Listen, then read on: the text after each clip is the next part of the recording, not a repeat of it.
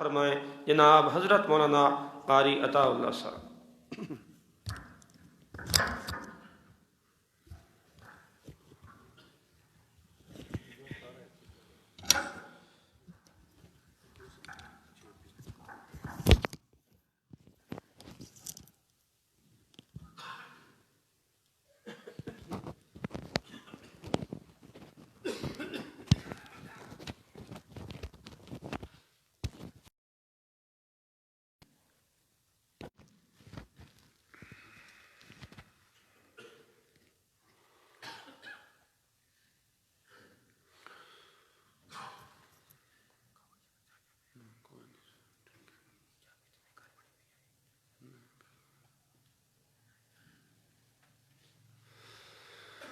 अल्हम्दुलिल्लाह नहमदुहु व नस्तईनुहु व नस्तगफिरुहु व नु'मिनु बिही व नतवक्कलु अलैहि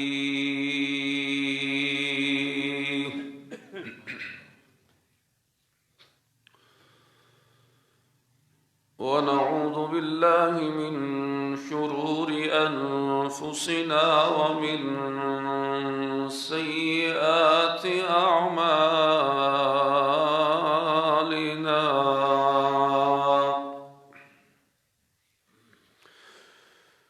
मन यहदिहिल्लाहु फला मुदिल्ल लहु व मन युद्लिल फला हादिय लहु। वनशहदु अन ला इलाहा इल्लल्लाहु वहदहु ला शरीक लहु वला फरीक लहु वला मसील लहु।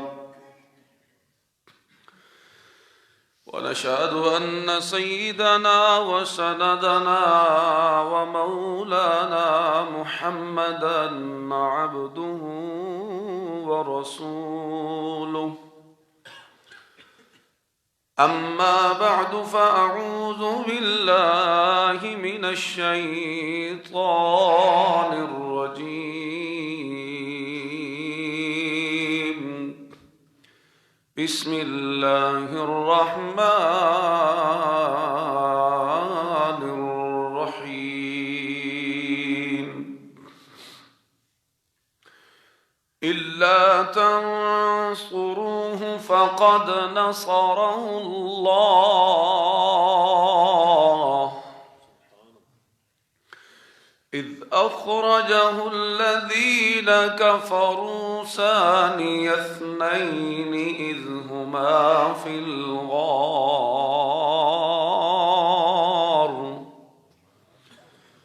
إذ يقول لصاحبه لا تحزن إن الله معنا.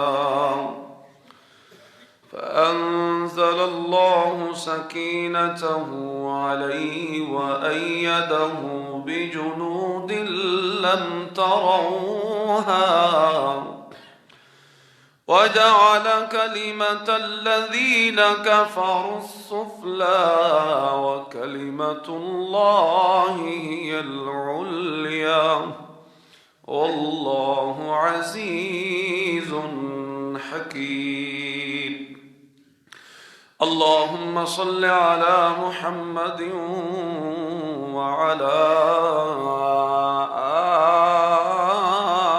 آل محمد وبارك وسلم ثم صل عليه.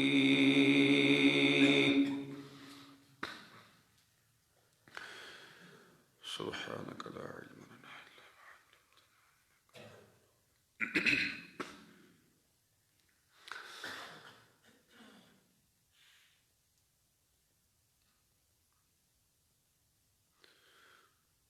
खलीफतुर रसूल खलीफा बिला फसल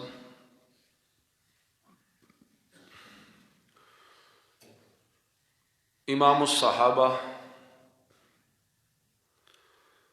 حضرت جناب سیدنا صدیق اکبر رضی اللہ تعالی عنہ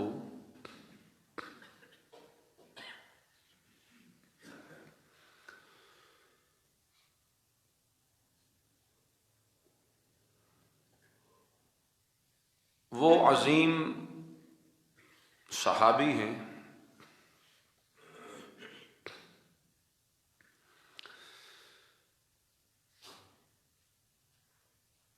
کہ جن کی عظمت اور رفعت اور بلندی شان کو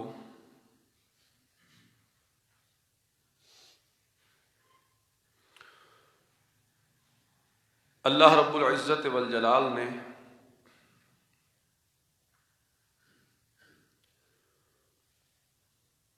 قرآن مجید کے مختلف مقامات پر تقریباً 15 آیتوں میں ان کی عظمت کو اللہ نے بیان کیا ہے۔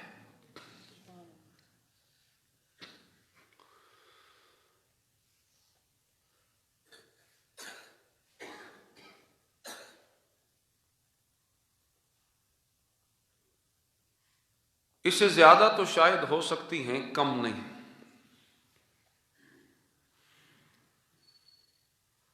مختلف 15 آیات میں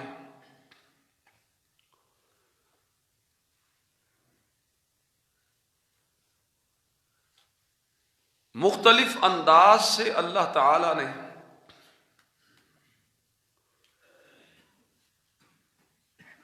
نبی کریم صلی اللہ علیہ وسلم کے اس عظیم صحابی کی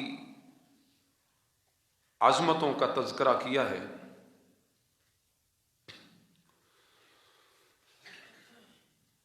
میں نے ان میں سے ایک اس آیت کریمہ کا انتخاب کیا ہے جو اس موضوع میں سب سے زیادہ اہمیت کی حامل ہے۔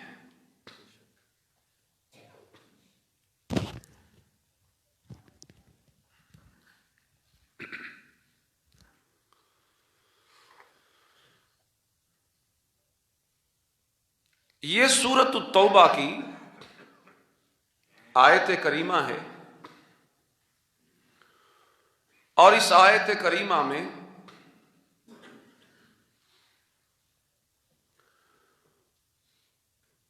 اللہ تعالی نے نبی و صدیق کے درمیان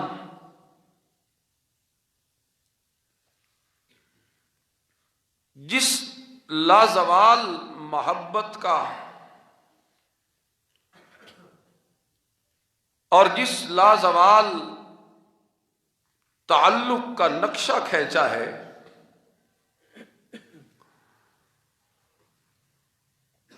انسان اسے پڑھ کر اس کی گہرائی میں اتر کر ورطہ حیرت میں مبتلا ہو جاتا ہے۔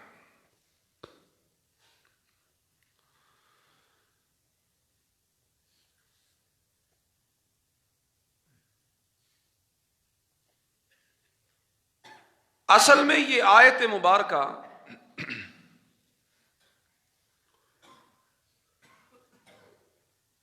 جناب نبی کریم صلی اللہ علیہ وسلم کے سفر ہجرت کا حال بتا رہی ہے۔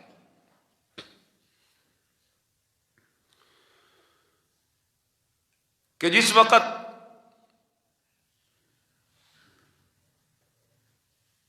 کفار مکہ اور مشرکین مکہ نے جناب نبی کریم صلی اللہ علیہ وسلم کو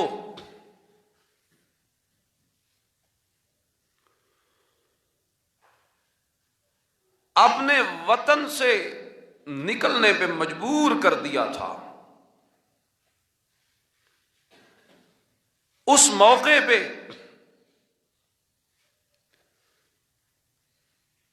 اور اس سفر میں جو سفر ہجرت مدینہ کا کہلاتا ہے۔ ویسے تو پوری زندگی ہی صدیق اکبر کی نبی کریم صلی اللہ علیہ وسلم کے ساتھ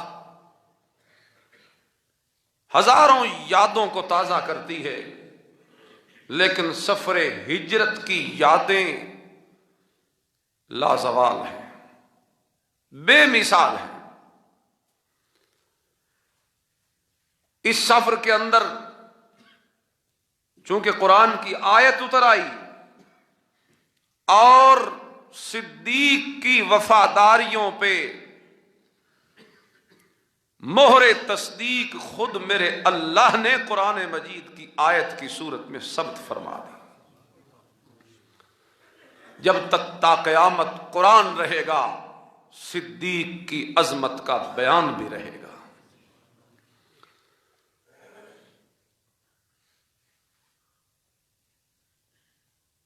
وہ تو مشہور واقعہ ہے، آپ نے علماء سے بارہا سنا ہوگا، آپ کے ذہن میں بھی ہوگا۔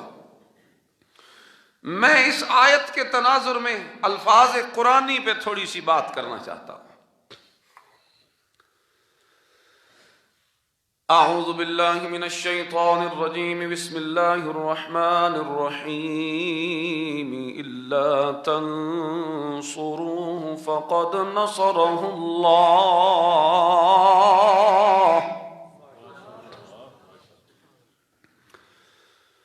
الا تنصروه فقد نصره الله اذ اخرجه الذين كفروا ثاني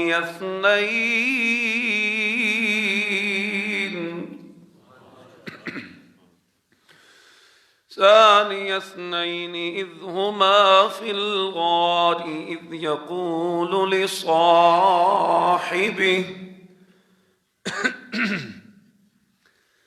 إذ يقول لصاحبه لا تحزن إن الله معنا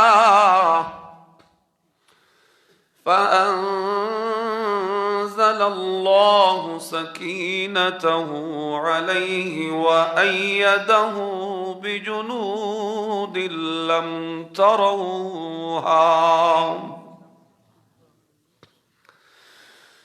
یہ حال بیان ہو رہا ہے اس موقع کا، اذ اخرجہ الذین کفروا، جب کافروں نے نکال دیا تھا۔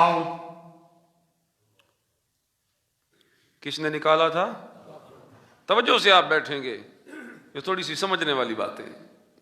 اذ اخرجہ الذین کفروا، قرآن کافر انہیں کہہ رہا ہے جنہوں نے نکالا تھا۔ بولیے، کافر کس کو کہہ رہا ہے؟ جنہوں نے نکالا تھا۔ اور جو نکالے جاتے ہیں ایمان کی وجہ سے، انہیں تو اللہ کا قرآن صدیق کہتا ہے۔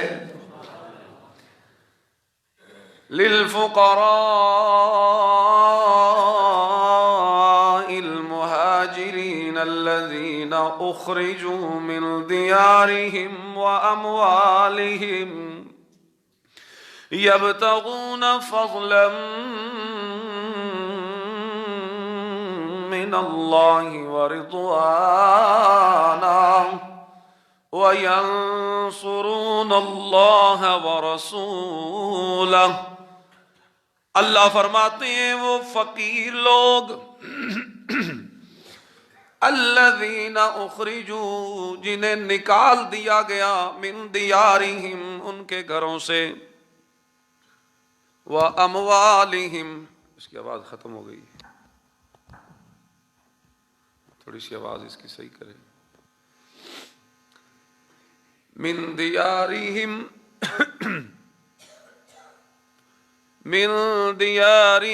وَأَمْوَالِهِمْ يَبْتَغُونَ فَضْلًا مِّنَ اللَّهِ وَرِضْوَانًا،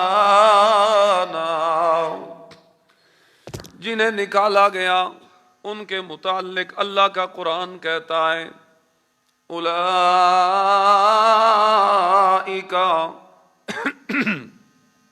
ہم الصادقون، یہی سچے ہیں، یہی صادق ہیں، یہی صدیق ہیں۔ اللہ اکبر کبیرہ۔ لیکن جنہیں نکالا گیا ان کی صداقت کی گواہیاں تو اللہ کا قرآن دے رہا ہے، لیکن جنہوں نے نکالا اللہ کا قرآن انہیں کافر کہہ رہا ہے۔ اذ اخرجہ الذین کفروا ثانی اثنین۔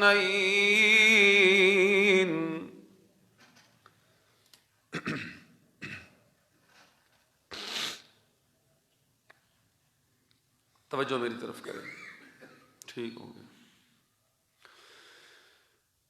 اذ اخرجہ الذین کفروا ثانی اثنین، نکلنے کا منظر کیا ہے؟ توجہ کیجئے ذرا، نکلنے کا منظر کیا ہے؟ نکالے گئے علی المرتضی رضی اللہ تعالی عنہ کو اپنے بستر پہ سلا دیا گیا۔ اے میرے مالک اب میں نے کہاں جانا ہے؟ تفسیر حسن بصری رحمہ اللہ میں روایت منقول ہے، اللہ تعالیٰ نے جبریل امین کو بھیجا اور فرمایا میرے نبی کو جا کے یہ اذن بھی دیجئے کہ آپ نکل جائیے مکہ سے، ہجرت کیجئے۔ لیکن اگلی بات سننے والی ہے، تفسیر حسن عسکری میں روایت حسن بصری میں روایت منقول ہے، ان اللہ امرک ان تستصحب ابا بکر، اے میرے نبی جی اللہ جی آپ کو نکلنے کی اجازت بھی دیتے ہیں اور اپنا ساتھی صدیق اکبر کو بنانے کا حکم بھی دیتے ہیں۔ آپ چلے جائیں اور اپنے ساتھ کس کو لے کے جائیں؟ وہی آپ کے ساتھ جائے گا جو ہر وقت آپ کے ساتھ رہتا ہے، جس کا بچپنا بھی آپ کے ساتھ گزرا، جس کا لڑکپن کا زمانہ بھی آپ کے ساتھ گزرا، جس کی جوانی کی بہاریں بھی آپ کے ساتھ گزری، اور جس کا آخر عمر تک ساتھ آپ کے ساتھ رہے گا میرا پیغمبر۔ میرا یہ حکم ہے کہ آپ اسے اپنے ساتھ لے جائیے اور اس ہجرت کے سفر میں اسے اپنا رفیق بنائیے۔ آگے سنیے، اذ اخرجہ الذین کفروا، اب نکل آئے، اللہ اکبر کبیرہ، اب جب نکل آئے ہیں اب گئے کہاں پہ؟ ثانی اثنین اذ ہما فی الغار، یہ دونوں ابو بکر اور صدیق اکبر اور جناب نبی کریم صلی اللہ علیہ وسلم یہاں سے نکلے۔ قرآن کہتا ہے ثانی اثنین اذ ہما فی الغار، یہ غار میں دونوں موجود تھے۔ ثانی اثنین، دو میں سے دوسرا، ویسے سمجھ نہیں آئے گی، دو میں سے دوسرا، وہ جو ہجرت کرنے والے دو تھے وہ دو کون تھے؟ نبی و صدیق، بولو کون تھے؟ نبی و صدیق۔ ثانی اثنین، دو کا دوسرا، اذ اخرجہ الذین کفروا ثانی اثنین اذ ہما فی الغار، جب یہ غار میں پہنچے، اذ یقول لصاحبہ لا تحزن ان اللہ معنا، واقعہ آپ کے ذہن میں ہوگا لیکن میں یہاں رک کر ایک بات کرنا چاہتا ہوں ثانی اثنین پر، توجہ کرنا ذرا۔ ثانی اثنین، ثانی کہتے ہیں ثانی اثنین، ثانی اثنین کا معنی دو کا دوسرا، بولو کیا معنی ہے؟ دو کا دوسرا۔ علماء جانتے ہیں یہ ترکیب میں مضاف مضاف الیہ واقع ہوئے، ثانی اثنین، دو کا دوسرا۔ اللہ، میں آپ کو اس بحث میں نہیں الجھانا چاہتا، لیکن میں آپ کو یہ ضرور بتانا چاہتا ہوں کہ قرآن نے دوسرا کسے کہا ہے. یہ بات سمجھنے کی ہے دو. یہ تو قرآن بتا رہا ہے کہ تھے دو اور وہ دو کون تھے؟ دنیا میں کسی بندے کو، کسی مذہب کو، کسی مسلک کو، کسی فرقے کو اس بات میں شک نہیں ہے کہ وہ دو کون تھے. ثانی اثنین میں ہر بندہ مانتا ہے کہ وہ دو نبی و صدیق تھے. یہ دونوں باتیں آپ ذہن میں رکھیں. ہجرت کے سفر میں تھے کتنے؟ دو. اور وہ دو کون تھے؟ نبی اور صدیق. یہ بات تو مسلم ہے. اب سمجھنے کی بات یہ ہے کہ قرآن کہتا ہے ثانی اثنین، دو کا دوسرا. میں یہی عرض کر رہا ہوں یہ دو کا دوسرا، یہ تو دوسرا ثانی اللہ نے کہا. یہ ثانی کس کو کہا ہے؟ علماء جانتے ہیں. آگے پیچھے سیاق سباق کو اگر آپ دیکھیں، پچھلی ضمیروں کو دیکھیں، اذ اخرجہ الذین کفروا، اس سے مراد بھی نبی علیہ الصلوۃ والسلام، اس ہو سے مراد بھی حضور کی ذات. اذ الا تنصروہ، اس سے مراد بھی نبی کی ذات. فقد نصرہ اللہ، اس سے مراد بھی نبی کی ذات. اذ اخرجہ، اس سے مراد بھی نبی کی ذات. اللہ اکبر. اور اس کے بعد دیکھیں اذ یقول لصاحبہ، یہ بھی کہنے والے نبی اپنے ساتھی کو کہہ رہے تھے گھبرا نہیں، اللہ ہمارے ساتھ ہے. آگے پیچھے بات نبی علیہ الصلوۃ والسلام کی چل رہی ہے. درمیان میں ثانی اثنین، انہی سیاق و سباق کی نسبت سے یہ تقاضا کرتا ہے کہ ثانی اثنین، دو کا دوسرا نبی کو کہا گیا ہے. بولو، دو کا دوسرا کس کو کہا گیا ہے؟ نبی کو کہا گیا. لیکن یہ گنجائش بھی ہے کہ دوسرا صدیق کو کہا گیا ہے. لیکن سیاق و سباق آگے پیچھے اس گرامر کے لحاظ سے اگر آپ دیکھیں، علماء جانتے ہیں تو زیادہ بہتر یہی معلوم ہوتا ہے کہ دو کا دوسرا جو کہا جا رہا ہے نا، یہ دوسرا نبی کو کہا جا رہا ہے. کس کو کہا جا رہا ہے؟ توجہ کرنا، دوسرا نبی کو کہا جا رہا ہے. اب سوال ہے، دوسرا نبی ہو گیا اور نبی مرتبے میں تو دوسرا ہو سکتا ہی نہیں. نبی مرتبے میں تو دوسرا، مرتبے میں نبی کا نمبر، بولے سو یار تھوڑا جا بولو گے آپ بات تب میں آگے کروں گا، ورنہ نہیں کروں گا. آپ بولیں تھوڑا سا. مرتبے میں نمبر میرے نبی کا پہلا، لیکن یہاں اللہ کا قرآن کہتا ہے ثانی اثنین، دو کا دوسرا. میرا نبی دوسرا کہا جا رہا ہے اللہ کے نبی کو. مرتبے کے لحاظ سے تو اللہ کے نبی جی دوسرے ہو نہیں سکتے. جب کوئی دوسرا ہے تو ضرور دوسرا پہلے کا ہوتا ہے. پہلا کوئی ہوتا ہے تب جا کے کوئی دوسرا بنتا ہے. اب دوسرا نبی کو کہا جا رہا ہے تو پہلا کون ہو گیا؟ ابو بکر صدیق. پہلا کون ہو گیا؟ ابو بکر صدیق.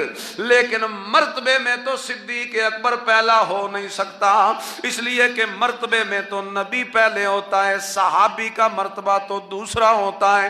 لیکن اللہ کا قرآن یہاں پہ نبی کو دوسرا کہہ رہا ہے اور صدیق کو پہلا کہہ رہا ہے. تو پھر میں یوں کہوں تو بات ٹھیک ہوگی، تبھی جا کے معنی درست بنے گا. جب نبی دوسرا ہوا اور صدیق پہلا ہوا، مرتبے میں تو نبی دوسرا نہیں ہو سکتا اور مرتبے میں صدیق پہلا نہیں ہو سکتا. تو پھر صدیق کس چیز میں پہلا ہوا ہے اور نبی کس چیز میں دوسرا ہوا ہے؟ یہی میں نے آپ کو سمجھانا ہے. صدیق کو پہلا کہا، نبی کو دوسرا کہا. نبی تو مرتبے میں پہلے ہوتا ہے، صدیق مرتبے میں دوسرا ہوتا ہے. لیکن اللہ کے قرآن نے بات الٹ کہہ دی ہے کہ صدیق پہلا ہے، نبی دوسرا ہے. یہی سمجھنے کی بات ہے. اور جب آپ یہ سمجھیں گے نا، اگر میں آپ کو سمجھا سکا تو آپ کے ذہنوں میں، آپ کے دلوں میں انشاءاللہ عظمت صدیق کا جو پہلو کھلے گا نا، آپ کا ایمان تازہ ہو جائے گا انشاءاللہ۔ پہلی بات کرتے ہیں صدیق کی۔ نبی ثانی، نبی اگر ثانی ہے تو اول صدیق، مرتبے میں تو صدیق اول ہو نہیں سکتا، تو پھر کس چیز میں صدیق کو اول کہا گیا ہے؟ میرا وجدان کہتا ہے، بلکہ اللہ کا قرآن بھی کہتا ہے، حدیث کا بیان بھی کہتا ہے، تاریخ و سیرت کی گواہی بھی یہ کہتی ہے کہ صدیق اکبر پہلا کس چیز میں تھا؟ وہ اور مرتبے میں تو پہلا نہیں ہو سکتا۔ صدیق اگر پہلا تھا تو وفاؤں میں پہلا تھا۔ صدیق اگر پہلا تھا، اگر قرآن نے صدیق کو اول کہا ہے تو وفاؤں میں اول کہا ہے، اگر قرآن نے صدیق کو اول کہا ہے تو تصدیق میں اول کہا ہے، اگر قرآن نے صدیق کو اول کہا ہے تو قربانیوں میں اول کہا ہے، اگر قرآن نے صدیق کو اول کہا ہے تو ایثار میں اول کہا ہے، اگر قرآن نے صدیق کو اول کہا ہے تو ہمدردیوں میں اول کہا ہے، اگر قرآن نے صدیق کو اول کہا ہے تو مال خرچ کرنے کے لحاظ سے اول کہا ہے، اگر قرآن نے صدیق کو اول کہا ہے تو ہر قربانی کے لحاظ سے صدیق کو اول کہا ہے، کیونکہ حال بھی اسی چیز کا گواہ ہے، تاریخ بھی اسی چیز کی گواہ ہے، سیرت بھی اسی چیز کی گواہ ہے کہ صدیق اکبر رضی اللہ تعالی عنہ ابتدا سے لے کے انتہا تک سارے صحابہ کرام میں سے ہمیشہ اول ہی اول رہا۔ جو معاملہ آپ لے لیجئے، صدیق اکبر رضی اللہ تعالیٰ عنہ کا نمبر پہلا ہی نظر آئے گا آپ کو۔ آپ جس معاملے میں چلے جائیے، سب سے پہلی چیز ایمان ہوتی ہے۔ آپ ایمان کو ہی لے لیجئے، صدیق ایمان میں بھی پہلے نمبر پہ آیا۔ اللہ اکبر کبیرہ۔ کس طرح حضور علیہ الصلوۃ والسلام کا ارشاد ہے، میں نے جس بندے سے بھی اسلام کے بارے میں بات کی اور میں نے اسلام کی دعوت جس بندے کو بھی دی، میں نے ہر بندے کو جب اسلام کی دعوت دی، ہر بندہ اسلام قبول کرنے کے لیے ہچکچایا، وہ کہنے لگا میں اپنے گھر میں جا کے اپنے باپ سے مشورہ کروں گا، پھر آپ کے ایمان کو قبول کروں گا۔ کوئی کہتا ہے میں جناب اپنے چچا سے مشورہ کروں گا، پھر ایمان قبول کروں گا۔ لیکن جس وقت صدیق سے کہا، اے صدیق میں اللہ کا نبی ہوں، میرا کلمہ پڑھ کے میرے اوپر ایمان لے کے آ، صدیق نے کہا میرے پیغمبر اگر آپ نبی ہیں تو صدیق آپ کا پہلا صحابی ہے۔ فوری اسلام قبول کر، فوری اسلام۔ اور پھر اگلی مزے کی بات یہ ہے، سخت دور تھا، اسلام قبول کرنا اپنے آپ کو آگ میں ڈالنے کے مترادف تھا، اور موت کے منہ میں جانے والی بات تھی اس دور میں۔ اسلام ہمیں تو مفت میں مل گیا نا، اس لیے ہمیں قدر نہیں۔ صحابہ کا خون لگا ہے، بولو صحابہ کا خون لگا ہے، لیکن انہوں نے برداشت کیا، ایمان بھی قبول کیا، مگر اپنے ایمان کو چھپایا نہیں بلکہ ظاہر کر کے قبول کیا۔ سبحان اللہ۔ 24واں پارہ ہے، سورہ مومن ہے، سورہ مومن۔ اس کے پورے 2 رکوعوں کے اندر اللہ نے ایک بندے کا ذکر کیا، وَقَالَ رَجُلٌ مُؤْمِنٌ مِّنْ آلِ فِرْعَوْنَ۔ سبحان اللہ تاکو۔ وَقَالَ رَجُلٌ مُؤْمِنٌ مِّنْ آلِ فِرْعَوْنَ۔ فرعون کی قوم میں سے ایک مرد مومن کہنے لگا، یہ کس وقت بولا ہے یہ مرد مومن؟ جس وقت حضرت موسیٰ علیہ السلام کو قتل کی دھمکیاں فرعون دینے لگ گیا۔ وقال فرعون ذرونی اقتل موسیٰ ولیدع ربہ۔ فرعون کہنے لگا مجھے چھوڑو، میں پھر اس موسیٰ سے وہ بات کر لیتا ہوں، میں قتل کرنا چاہتا ہوں، میں یہ نظام ہی ختم کرنا چاہتا ہوں۔ اس نے ہمارے ماحول کے اندر آ کے فتنہ ڈالا ہوا ہے، لا الہ الا اللہ والا معاذ اللہ، اس لیے میں اسے ختم کرنا چاہتا ہوں۔ جب یہ نہیں رہے گا تو میری ربوبیت کا کوئی انکاری بھی دنیا کے اندر نہیں رہے گا۔ یہ رجل مومن جس کا ذکر اللہ اس صورت میں کر رہے ہیں، اور یہ کوئی عام بندہ نہیں ہے، یہ اللہ کی نظروں نظروں میں بڑا مقبول بندہ ہے، لیکن ہے کون؟ اللہ فرماتے ہیں یکتم ایمانہ، تھا تو مومن لیکن اپنے ایمان کو چھپائے ہوئے تھا۔ جس وقت سے اس نے ایمان قبول کیا تھا اس وقت سے لے کے آج کے دن تک اس نے اپنا ایمان ظاہر نہیں کیا، اور جس وقت موسیٰ علیہ السلام کو قتل کرنے کے مشورے ہو گئے اس نے سوچا اللہ کے نبی کو مارا جا رہا اور میں ایمان دل میں چھپا کے بیٹھا رہوں، یہ بات نہیں ہے، اس لیے اٹھ کے سامنے آ گیا، اپنا ایمان ظاہر کر دیا اور دنیا کے سامنے بتا دیا موسیٰ اکیلا نہیں، میں بھی موسیٰ کا حمایتی ہوں، میں بھی موسیٰ کا ساتھی ہوں۔ اللہ اکبر کبیرہ۔ اور جس وقت موسیٰ علیہ السلام کے قتل کے مشورے ہونے لگے تو کہنے لگا اتقتلون رجلا ان یقول ربی اللہ،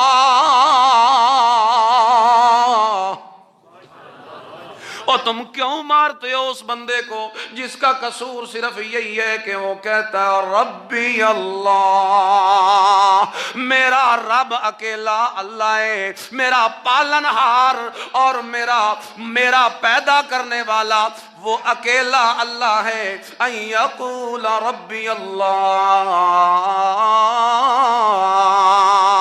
اور یہ بغیر دلیل کے نہیں کہتا بلکہ دلیل کے ساتھ کہتا وَقَدْ جَاءَكُمْ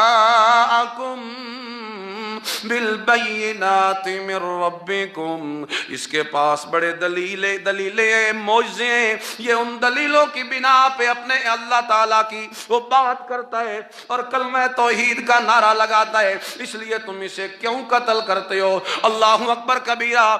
دیکھو یہ رجل مومن ہے اور اتنا اونچا بندہ ہے کہ قرآن کی سورت اس کے نام پر، سورت کا نام مومن ہے، بولو سورت کا نام، قرآن کی سورت اس کے نام پر ہے، اور 2 رکوعوں میں اللہ نے اس کی تقریر کو ذکر کیا ہے، 2 رکوعوں میں۔ عام بندہ نہ سمجھنا اسے، اگرچہ ایمان چھپایا ہوا تھا مگر ایمان ظاہر بھی تو اس موقع پہ کیا ہے نا جہاں موت سامنے تھی۔ وہ تو موسیٰ کو بھی مار رہے تھے، اسے پتا تھا اس کو نہیں چھوڑیں گے تو مجھے کون چھوڑے گا، لیکن پھر بھی اس نے اپنا ایمان ظاہر کر دیا۔ اللہ اکبر کبیرہ۔ روایات میں آتا ہے، مفسرین کرام نے لکھا ہے سیدنا علی المرتضیٰ، توجہ کرنا، سیدنا علی المرتضیٰ رضی اللہ تعالیٰ عنہ منبر پہ خطبہ دے رہے، خطبہ ارشاد فرما رہے ہیں، یوں خطبے کے دوران بات اچانک آ گئی اسی رجل مومن کی، موسیٰ علیہ السلام کے اس صحابی کی بات آ گئی تو سامعین سے علی المرتضیٰ رضی اللہ تعالی عنہ نے ایک سوال کیا اور کہا اے بندو، اے لوگو، اصحاب محمد الرسول اللہ، مجھے ایک سوال کا جواب دو، کیا اس رجل مومن کی شان زیادہ ہے یا ابو بکر صدیق کی شان زیادہ ہے؟ سامعین نے کہا ہمیں تو نہیں پتا حضرت جی، خاموش، کوئی جواب۔ حضرت علی نے دوبارہ پوچھا بتاؤ اس رجل مومن کی شان زیادہ یا ابو بکر صدیق کا، وہ اس کی شان اور افضلیت زیادہ؟ مجمع خاموش، کوئی بھی نہیں بولا۔ حضرت علی رضی اللہ تعالیٰ نے تیسری مرتبہ پوچھا اور بتاؤ اس رجل مومن کی شان زیادہ یا ابو بکر صدیق کا مقام زیادہ؟ کوئی بھی نہیں بولا، اور کہنے لگے حضرت جی آپ ہی ارشاد فرما دیجیے، توجہ کرنا، آپ ہی ارشاد فرما دیجیے کون افضل ہے، ہمیں تو کوئی سمجھ نہیں آ رہا۔ حضرت علی المرتضیٰ رضی اللہ تعالیٰ عنہ نے فرمایا اس رجل مومن جیسے 1000 مل کر بھی صدیق کا مقابلہ نہیں کر سکتے۔ اور دلیل کیا دی حضرت علی نے؟ دلیل دی یکتم ایمانہ، یہ وہ تھا جس نے اپنا ایمان چھپایا ہوا تھا، لیکن ابو بکر صدیق وہ صحابی رسول ہے جس نے ایک لمحے کے لیے بھی اپنا ایمان چھپایا نہیں۔ ایمان میں بھی اول اللہ، اور ایمان قبول کیا تو چھپایا نہیں بلکہ ایمان کا علل اعلان اظہار کر کے دنیا کو بتا دیا آج کے بعد جو محمد کا دوست ہوگا وہ صدیق کا دوست ہوگا، آج کے بعد جو محمد کا دشمن ہوگا وہ صدیق کا دشمن ہوگا، آج کے بعد جو محمد کا مخالف ہوگا وہ صدیق کا مخالف ہوگا، آج کے بعد جو محمد الرسول اللہ پہ ہاتھ اٹھائے گا وہ صدیق پہ ہاتھ اٹھائے گا، آج کے بعد جو محمد الرسول اللہ پہ تان کرے گا وہ گویا صدیق پہ تان کرے گا. گویا ابو بکر صدیق نے ایمان قبول کر کے اظہار کر کے دنیا کو بتا دیا تھا. اور دنیا والے مکے والے مشرکو مت سمجھنا کہ محمد الرسول اللہ اکیلا ہے. یہ اکیلا نہیں ہے، ابو بکر صدیق اس کے ساتھ ہے. ابو بکر صدیق اس کے، یہی میں کہہ رہا ہوں ثانی اثنین. واپس آ جاؤ بات پر، اسی لفظ کو اپنے ذہن میں رکھنا ہے. ثانی اثنین، دو کا دوسرا. جب وہ دونوں غار میں تھے، یہ دونوں ہیں تو ابو بکر اور نبی، اور اللہ کا قرآن کہتا ہے دوسرا نبی اول صدیق. یہی میں کہہ رہا ہوں مرتبے میں تو صدیق اول نہیں ہو سکتا، تو پھر کس چیز میں اول ہے؟ وفاؤں میں اول، قربانیوں میں اول، ایثار میں اول، ہمدردیوں میں اول، مال لٹانے میں اول، ایمان قبول کرنے میں اول، اللہ ہر معاملے میں اول اول اول. اللہ اکبر کبیرہ. ابو بکر صدیق نے کیا کیا میرے نبی پہ نہیں لٹایا.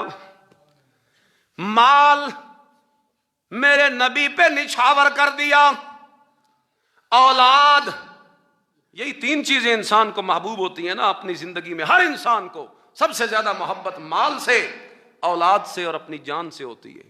اب ابو بکر صدیق نے اپنا مال بھی اللہ کے نبی پہ لگا دیا، اپنی اولاد بھی اللہ کے نبی پہ قربان کر دی. اللہ اکبر. اولاد بھی قربان کر دی، سبحان اللہ. اور اولاد قربان کیسے کی؟ وہ منظر بھی بڑا عجیب ہے. آگے دربار رسالت میں، یا رسول اللہ عائشہ صدیقہ میری بیٹی بالغ ہو گئی، میری بیٹی عائشہ صدیقہ بالغ ہو گئی، آپ اسے یا رسول اللہ لے جائیں اپنے نکاح میں.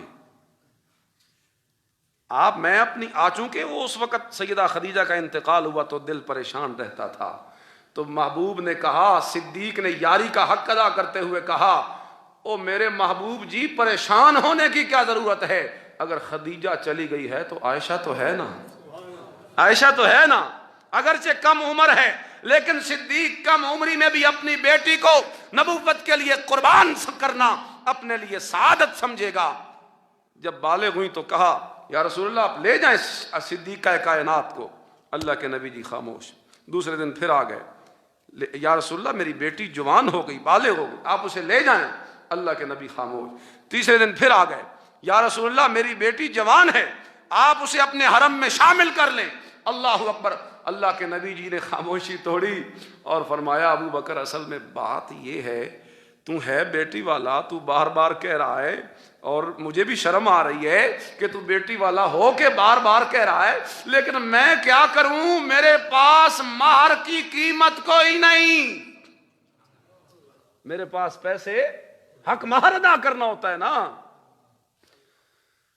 آج کل تو لوگوں کو حق مہر کی فکر کوئی نہیں ہوتی، حق مہر ادا کرنا ہے. تو میرے پاس کوئی شے نہیں، میں کیسے لے کے آؤں، حق مہر تو ادا کرنا ہے. صدیق اکبر رضی اللہ تعالیٰ عنہ نے اولاد کی قربانی دیتے ہوئے اپنے مال کا دروازہ بھی نبوت پہ کھول دیا اور کہا یہ لیجئے اللہ کے نبی جی صلی اللہ علیہ وسلم، آپ کی بیوی کا حق مہر میں ادا کرتا ہوں. دوسرے لفظوں میں یوں سمجھیے صدیق نے اپنی بیٹی بھی نبی کے نکاح میں دی اور بیٹی کا حق مہر بھی صدیق نے خود ادا کر دیا. اللہ اکبر کبیر. کیسا عجیب انداز ہے، کیسا عجیب انداز ہے. اللہ اکبر کبیرہ. اس نے یوں لگتا ہے جیسے صدیق کو اللہ نے بنایا ہی میرے نبی کی خدمت کے لیے، صدیق کو اللہ نے پیدا ہی میرے نبی کے لیے کیا ہے. ہر وقت کا ساتھی، ہر مقام میں اول، ہر کردار میں اول، ہر گفتار میں اول، ہر میدان میں اول، ہر میدان میں اول، اور ہر امتحان میں بھی اول، ہر امتحان میں اول آیا. تو صدیق اول مرتبے میں تو ہو نہیں سکتا، تو صدیق کس میں اول ہے جی؟ وفاؤں میں. یہی لفظ یاد کر لیجئے, صدیق کس میں افضل ہے؟ وفاؤں میں. جتنی وفائیں صدیق نے کی ہیں اتنی وفائیں اور کسی نے نہیں کی, اور کوئی کر بھی کیسے سکتا تھا. اللہ اکبر کبیرہ.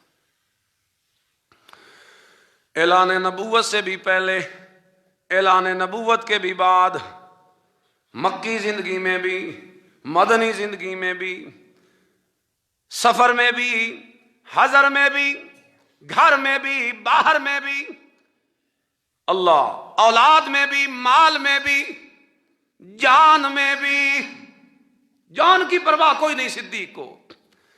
اپنی جان کو اللہ کے نبی جی کی جان پہ قربان کیسے کرتا ہے, یہی ہجرت کا سفر دیکھ لیجئے. مورخین سیرت نگاروں نے لکھا, صدیق چلتے جاتے ہیں, اللہ کے نبی جی بھی ساتھ ہیں. چلتے چلتے کبھی صدیق آگے ہو جاتا ہے, کبھی صدیق پیچھے ہو جاتا ہے, کبھی دائیں ہو جاتا ہے, کبھی بائیں ہو جاتا ہے. اللہ کے نبی جی نے فرمایا, او صدیق یہ کیا انداز ہے چلنے کا, کبھی تو میرے آگے, کبھی میرے پیچھے, کبھی میرے دائیں, کبھی میرے بائیں, یہ کیا وجہ, یہ کوئی انداز ہے چلنے کا. اور صدیق اکبر رضی اللہ تعالی عنہ کہتے ہیں, یا رسول اللہ اصل میں بات یہ, جب میں چلتا جاتا ہوتا ہوں آپ کے ساتھ, اچانک میرے ذہن میں خیال آتا ہے اگر پیچھے سے کسی دشمن نے حملہ کیا تو آپ کے اوپر وار لگے گا, میں چاہتا ہوں کہ میں پیچھے ہو جاؤں, وار آپ پہ نہ لگے, صدیق کے جسم پہ لگے. پھر مجھے چلتے چلتے خیال آ جاتا ہے میں تو پیچھے ہوں, کہیں سے کوئی آگے سے کوئی دشمن نہ آ جائے. بس میں بے قرار ہو جاتا ہوں, پیچھے سے ہٹ کے آگے آ جاتا ہوں کہ جو وار آئے پہلے صدیق کے جسم پہ لگے, میرے محبوب کو کوئی تکلیف نہ ہو. پھر چلتے چلتے مجھے خیال آتا ہے شاید کہ کوئی دائیں طرف سے آ جائے دشمن اور حملہ کر دے, میں دائیں ہو جاتا ہوں. پھر میرے خیال میں آتا ہے کوئی ادھر, تو میں اسی بے قراری میں گھومتا رہتا ہوں. اصل میں میرے دل میں بات یہی ہوتی ہے, میری جان جاتی ہے تو چلی جائے, مجھے اپنی جان کی کوئی پرواہ نہیں, مگر میرا نبی جو ہے اسے کوئی تکلیف نہیں پہنچنی چاہیے. جان قربان کی جا رہی. اللہ اکبر کبھی.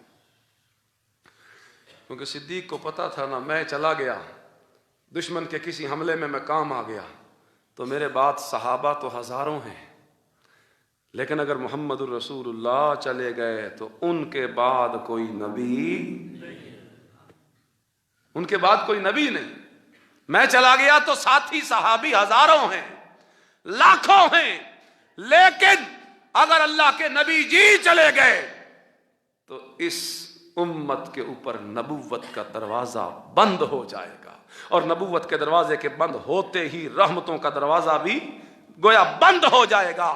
اس لیے میں چاہتا ہوں میری جان جاتی ہے تو چلی جائے, میں اپنی جان کی قطعاً کوئی پرواہ نہیں کرتا. میں یہ چاہتا ہوں میری جان کے ٹکڑے ٹکڑے ہوتے ہیں تو ہو جائیں, لیکن آقا علیہ الصلوۃ والسلام کو ایک کانٹا بھی پیر میں نہ چبھے. تو صدیق وفاؤں میں اول, بولو صدیق وفاؤں میں اول. اللہ اکبر. تو پھر نبی دوسرا کیسے ہوا؟ صدیق تو چلو وفاؤں میں اول ہو گیا, نبی دوسرا کیسے ہوا؟ نبی کو دوسرا کہا نا, ثانی اثنین, دو کا دوسرا نبی. اول صدیق وفاؤں میں, تو نبی دوسرا کیسے؟ گویا یوں لگتا ہے جیسے یہ وہ غار کے اندر دخول کا منظر اللہ تعالیٰ بیان فرما رہے ہیں. غار کے اندر داخل ہونے کا منظر بیان فرما رہے ہیں. ثانی اثنین, دو کا دوسرا, اللہ کے نبی دوسرے, صدیق اول. یہاں بھی اسی بات کو آگے چلائیے. غار میں داخلے کے وقت کہتے ہیں اللہ کے نبی جی آپ ادھر بیٹھیے نا, میں جو ابتدا سے اول آیا ہوں اپنے سارے امتحانوں میں اب اس امتحان میں بھی اول آنا چاہتا ہوں. میں آپ کو پہلے نمبر پہ غار میں نہیں جانے دوں گا. ہو سکتا ہے اندر کوئی موذی بیٹھا ہو, اندر کوئی موذی بیٹھا آپ کو تکلیف پہنچا دے. میں پہلے جاؤں گا, میں غار کو صاف کروں گا. غار کے اندر کوئی خطرناک چیز ہے تو اس سے غار کو پاک کروں گا. اندر داخل ہوئے, دیکھا غار میں تو سوراخ بڑے ہیں. صدیق اکبر نے اپنے جسم کے کپڑوں کو پھاڑنا شروع کر دیا, ان سوراخوں کے اندر دیکھ کے سوراخوں کو بند کرنا شروع کر دیا. روایات میں آتا ہے صدیق اکبر نے صرف 70 کی جگہ اپنی بچائی, اپنا پورا لباس پھاڑ کے, اپنی چادر کو پھاڑ کے غار کے سوراخوں کو بند کرتے گئے. اخیر کپڑا ختم ہو گیا, ایک سوراخ بچ گیا. صدیق سوچ رہا تھا اب میں کیا کروں, لیکن پھر صدیق تھا نا, عاشق صادق تھا نا, کہنے لگا کوئی بات نہیں ہے, صدیق کے جسم کا کپڑا ختم ہو گیا ہے, صدیق کا جسم تو باقی ہے نا, صدیق کا جسم تو باقی ہے نا. بس اپنی ایڑی وہ اس سوراخ کے اوپر رکھ دی, اپنی ایڑی اس سوراخ کے اوپر رکھ کے سوراخ کو گویا اپنی ایڑی سے بند کر دیا. اور اندر کیا تھا؟ سانپ. اندر کیا تھا؟ سانپ. اللہ اکبر کبیرہ. اب جس وقت غار کی صفائی کر لی اور سارے انتظام کر لیے, اب حضور کو کہا میرے نبی جی آ جائیے. اب سمجھ آیا آپ کو؟ اول صدیق اندر گیا, ثانی اثنین نبی دوسرا. کس معاملے میں دوسرا؟ یعنی بعد میں غار میں جانے والا. یہاں سے بھی عظمت صدیق کا پہلو نکلتا ہے کہ نبی کو بعد میں رکھا ہے. اسی لیے رکھا ہے اگر کوئی موذی چیز وہ خطرہ پہنچاتی ہے, تکلیف دیتی ہے, یا کاٹتی ہے, یا زہر پھیلاتی ہے, وہ زہر میں برداشت کر سکتا ہوں مگر اپنے محبوب کی تکلیف برداشت نہیں کر سکتا. او شکر درا والو, میرے بھائیوں دوستو, کیا صدیق کو پتہ نہیں تھا کہ سانپ کے کاٹنے کا اثر جسم میں پھیل جاتا ہے؟ بولو, کیا صدیق کو پتہ نہیں تھا کہ زہر پھیل جائے تو بندے کی موت ہو جاتی ہے؟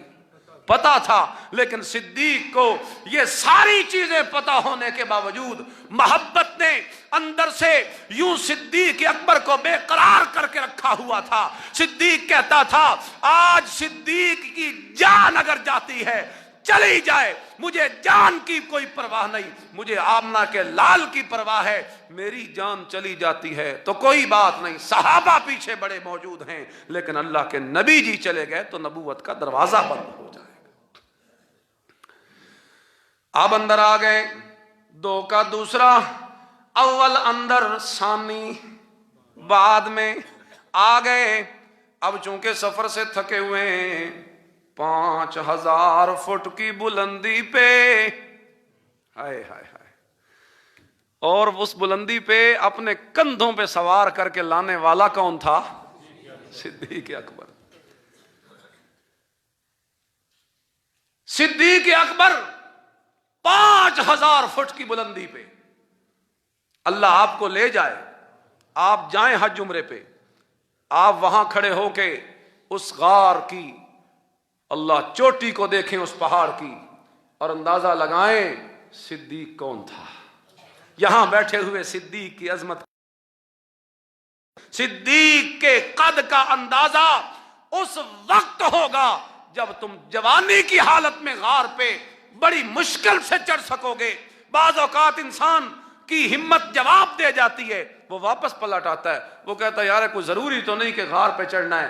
لیکن میں کہتا ہوں ضروری تو نہیں تھا صدیق کے لیے بھی, لیکن صدیق کو عشق نے چڑھایا تھا. صدیق بوڑھا تھا, کمزور تھا, اور اپنے کندھوں پہ بار نبوت کو اٹھایا ہوا تھا, اپنے کندھوں پہ نبوت کو سوار کیا ہوا تھا, اور چلتا جا رہا تھا. پاؤں میں آبلے پڑ گئے تھے, چھالے پڑ گئے تھے, لیکن عشق نے بوڑھے صدیق کو نبی کی محبت میں جوان کر دیا تھا.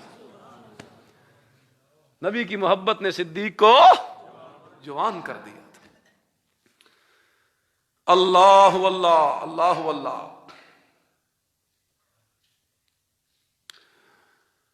اذ ہما فی الغار ثانی اثنین اذ ہما فی الغار، غار میں اللہ کے نبی جی کو بلا لیا اور یوں پاؤں اپنا پھیلایا ہوا، اپنی گود پھیلائی ہوئی، اپنی گود پھیلائی ہوئی، اور اللہ کے نبی جی کو ان تھکاوٹوں سے آرام دلانے کے لیے صدیق نے اپنی گود کو نبوت کا بستر بنا دیا۔ نبوت کا بستر۔ ادھر دیکھا تھا علی ہو جس کو ہجرت کے وقت کہاں سلا کے آئے تھے؟ اپنے بستر پہ۔ علی المرتضیٰ کی عظمت مسلم ہے، ہم علی المرتضیٰ کے بھی دیوانے ہیں، مستانے ہیں، پروانے ہیں۔ علی المرتضیٰ کی محبت ہمارے ایمان کا حصہ ہے، لیکن ہم کہتے ہیں علی کی محبت ہو تو پھر ابو بکر کی محبت نہ ہو، بندہ کانا سا بن جاتا ہے، کانا سا بن جاتا ہے۔ اگر دونوں آنکھوں کی بینائی حاصل کرنی ہے تو پھر ایک آنکھ میں علی کا نور ڈال کے اسے بینا کر، تو دوسری آنکھ میں ابو بکر کا نور ڈال کے آنکھ کو بینا کر۔ دونوں نور برابر لے کے چل۔ اللہ اکبر کبیرہ۔ اب امیر شریعت سید عطا اللہ شاہ بخاری، سب کہو رحمت اللہ، تھک تنے گئے کہ نہیں؟ وہ تھک تنے گئے؟ تھک گئے ہو؟ ہاتھ کھڑا کرو بھلا جو تھک گئے ہو۔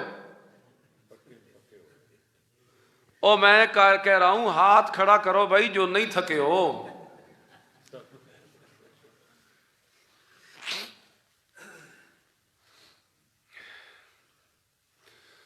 جولی میں نبی کا سر، ابو بکر میرے نبی نہ علی میرے نبی کے بستر پہ۔ علی کا مقام اگر اس لیے اونچا مانتے ہو کہ علی میرے نبی کے بستر پہ سویا اور علی میرے نبی کے بستر پہ گیا، تو پھر صدیق اکبر کا مقام کتنا اونچا ہوگا اگر علی میرے نبی کے بستر پر تو نبی صدیق کی گود والے بستر پر، اور صدیق نبی کی گود والے بستر میں سویا ہوا ہے۔ اور اس موقع پہ امیر شریعت سید عطا اللہ شاہ بخاری فرماتے ہیں یوں لگتا تھا، دیکھا تو نہیں ہماری آنکھوں نے لیکن تخیلات کی آنکھوں سے اگر یوں دیکھیں تو یوں لگتا تھا جیسے ابو بکر کی گود ریحل ہے اور نبوت کا چہرہ قرآن ہے۔ یوں لگتا تھا ابو بکر کی گود میں نبی کا چہرہ یوں لگتا تھا جیسے ریحل پہ قرآن کا نسخہ کھلا ہوا ہوتا ہے۔ واہ صدیق تیری قسمتوں پہ قربان جاؤں، 3 دن اور 3 راتیں اس غار کی تنہائیوں میں، کتنی تیری قسمت ہے۔ آج دنیا تڑپ رہی ہے نبی کی زیارت کو، کوئی وظیفے کرتا ہے کہ مجھے خواب میں اللہ کے نبی کی زیارتیں ہو جائیں، کوئی جناب تڑپ جاتا ہے مدینہ مدینہ کرتا ہے، کوئی مدینے میں جاتا ہے تو آنسو بہاتا ہے۔ بڑے بڑے عشاق اس آسمان کی آنکھ نے دیکھے ہیں، لیکن واہ صدیق تیرے جیسا عاشق تو دنیا کی کسی آنکھ نے نہیں دیکھا ہوگا، اس لیے کہ تو 3 راتیں اور 3 دن لگاتار تنہائیوں میں رہا، اور کیفیت یوں بنتی رہی کہ نبی کی نظریں تیرے چہرے پہ پڑتی رہیں اور تیری نظریں 3 دن لگاتار نبوت کے چہرے کو دیکھتی رہی، لگاتار 3 دن۔ اللہ، اور کام ہی کیا تھا؟ کوئی پوچھے غار میں جو 3 دن نبی تھے، نبی و صدیق تھے، کرتے کیا تھے؟ کام کیا تھا؟ میں کہوں گا کام اور کوئی نہیں تھا، بس کام یہی تھا، نبی نظر رحمت سے صدیق کے ایثار کو دیکھتا جاتا تھا اور صدیق نظر محبت سے اپنے یار کو دیکھتا جاتا تھا۔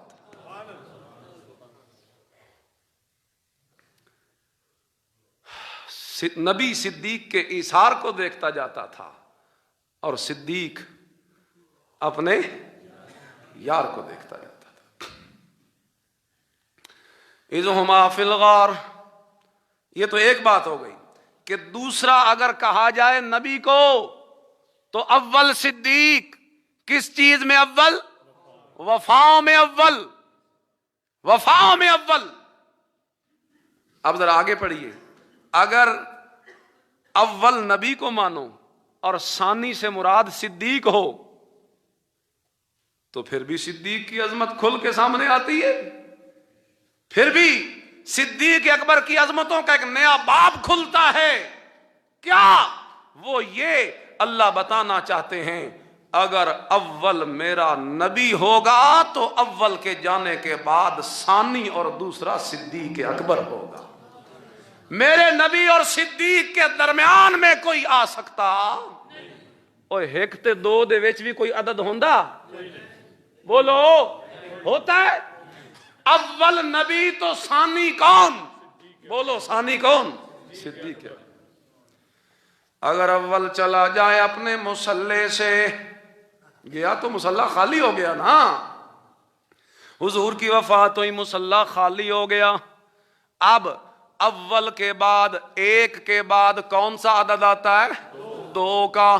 اور ثانی عربی میں دو کو ثانی کہتے ہیں. اللہ اکبر کبیرہ دوسرے کو ثانی کہتے ہیں. اللہ اکبر کبیرہ جب ایک چلا گیا تو دوسرا آ گیا نا مصلے پہ، تو ثابت ہو گئی کہ ابو بکر کی خلافت بلا فاصلہ ہے، درمیان میں کوئی فاصلہ نہیں، یعنی کوئی عدد نہیں ہے. عدد تو تب ہو اللہ اکبر کے ایک اور دو کے درمیان میں اگر کوئی عدد ہو، پھر تو ہم کہیں کہ نبی و صدیق کے درمیان میں کوئی آ گیا. لیکن اگر ایک کے بعد دو تک درمیان میں کوئی نہیں آتا تو پھر نبی کے بعد صدیق تک بھی درمیان میں کوئی. تھک گئے ہو میرے خیال ہے تجھے. میں ابھی تک ایک لفظ صرف آپ کو سنایا ہے، ثانی اثنین اذ ہما فی الغار اذ یقول لصاحب. صاحب پہ کیا کیا نکات ہیں، صاحب پہ میرے نبی کے یار کی کیا عظمت ظاہر ہو رہی ہے. لا تحزن، یہاں صدیق کی کیا عظمتیں ظاہر ہو رہی.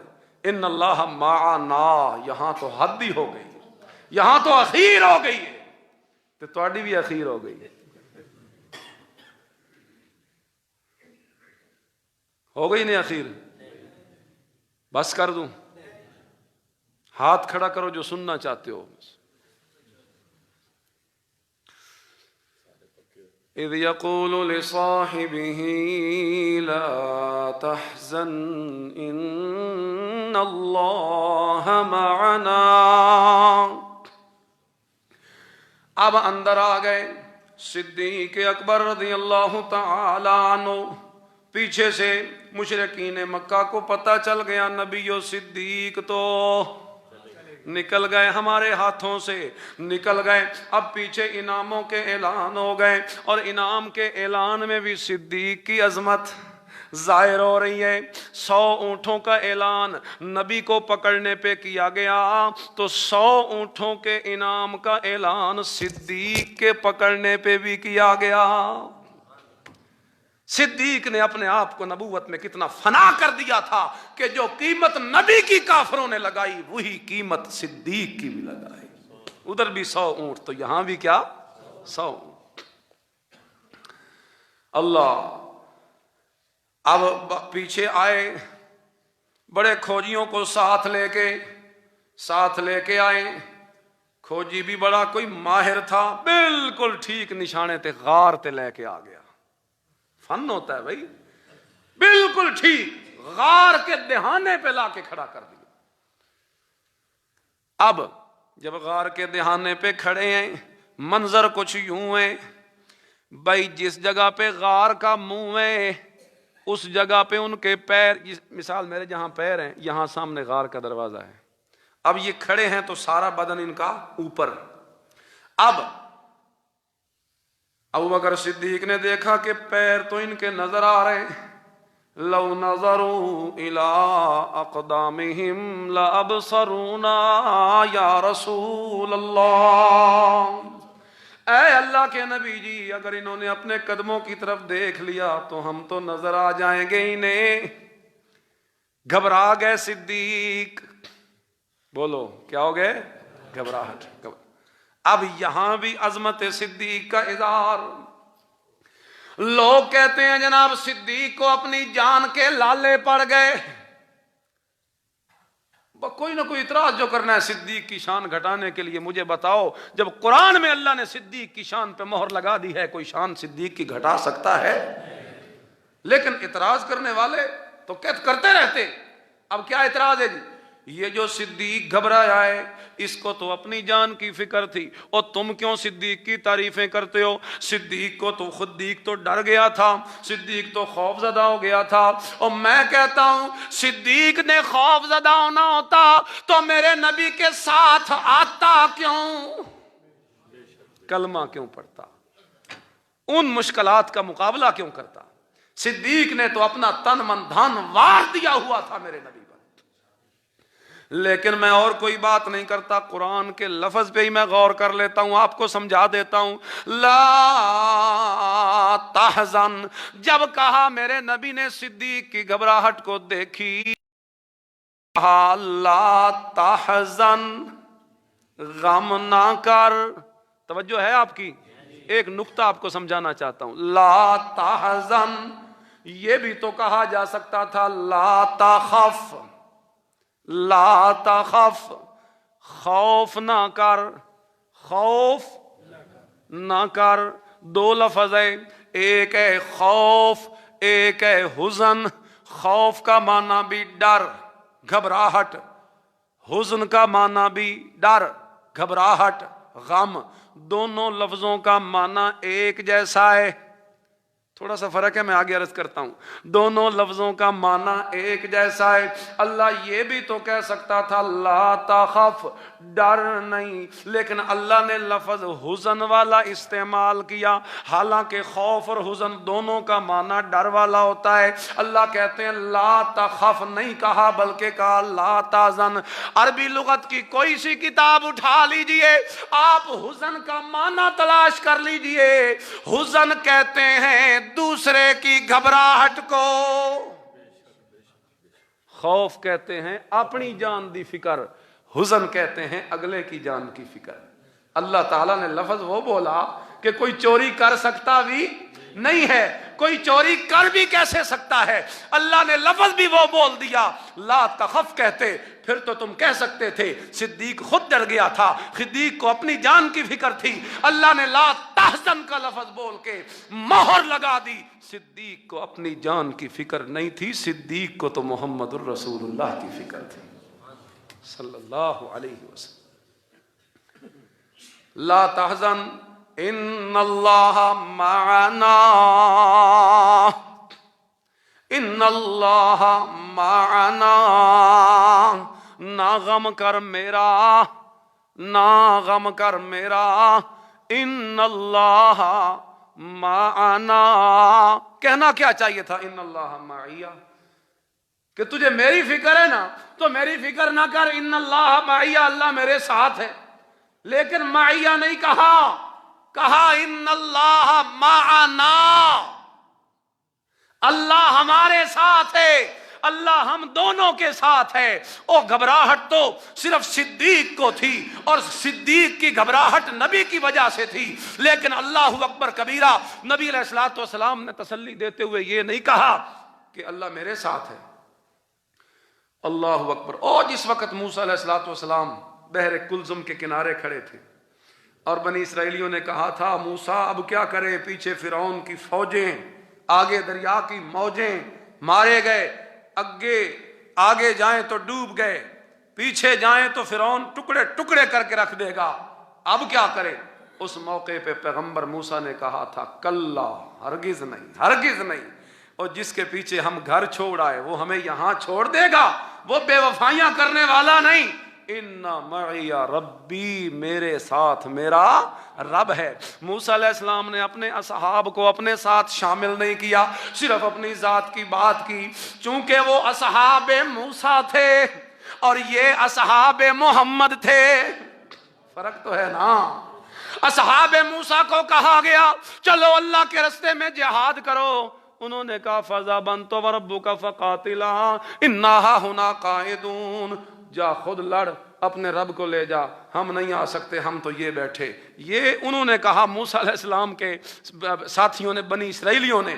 اور یہاں اصحاب محمد کو جب کہا گیا چلو نکلو جہاد کے لیے۔ اس وقت حضرت حنظلہ رضی اللہ تعالیٰ عنہ اپنی شادی کی پہلی رات اپنی بیوی کے پاس آئے ہیں اور اسی حالت کے اندر موجود ہیں کہ باہر گلی سے یہ آواز سنی کہ جہاد کے لیے اللہ کے نبی نے بلا لیا ہے۔ حضرت حنظلہ نے غسل بھی نہیں کیا اور اپنی بیوی کو چھوڑ دیا اور اس سارے لطف کو چھوڑ کے جا کے میدان جہاد میں اپنی جان قربان کر دی، شہید ہو گئے۔ اب بعد میں جب لاشوں کو اکٹھا کیا گیا، سب کی لاشیں مل گئی لیکن حنظلہ کی لاش نہیں ملی۔ تھوڑی دیر بعد دیکھا کہ حنظلہ کی لاش تو پڑی ہے اور اس کے جسم کے اوپر پانی کے قطرے ہیں، اسے تو غسل دیا جا چکا ہے۔ اللہ کے نبی جی سے صحابہ نے پوچھا یا رسول اللہ یہ کیا ماجرا ہے، ابھی تک تو ہم نے لاشوں کو اٹھایا ہی نہیں اور غسل دیا بھی نہیں، لیکن پھر یہ حنظلہ کو تو غسل دیا جا چکا ہے۔ میرے نبی نے فرمایا حنظلہ وہ ہے جس نے میرے اعلان پہ اپنی شادی کی پہلی رات کو قربان کر دیا تھا، اسے فرشتوں نے آسمانوں پہ غسل دے دیا ہے۔ اصحاب موسیٰ کا جواب کیا تھا؟ جا خود لڑ، اور ادھر انہوں نے اپنی بیویوں کو بھی قربان۔ یہ اصحاب محمد ہے۔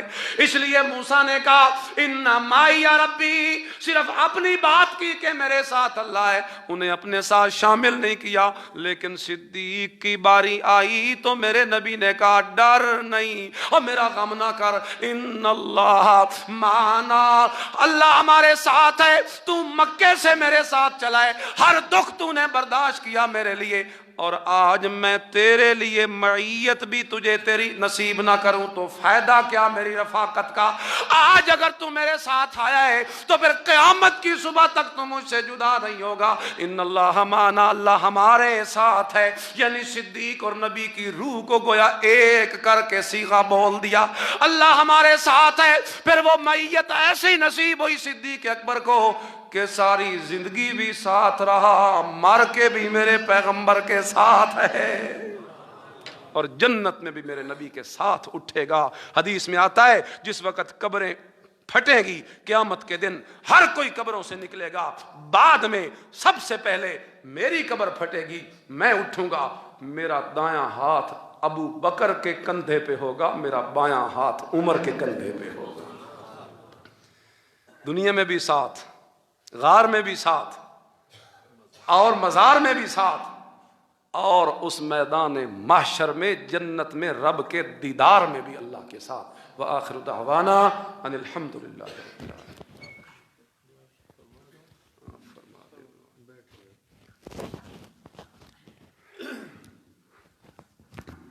الحمد للہ رب العالمین والصلاة والسلام علی سید الانبیاء والمرسلین وعلی آلہ وصحبہ اجمعین۔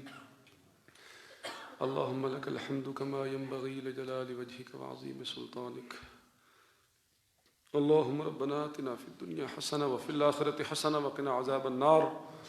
رب اغفر وارحم وأنت خير الراحمين۔ ربنا تقبل منا إنك أنت السميع العليم وتب علينا إنك أنت التواب الرحيم۔ وصلى الله على النبي الكريم آمين۔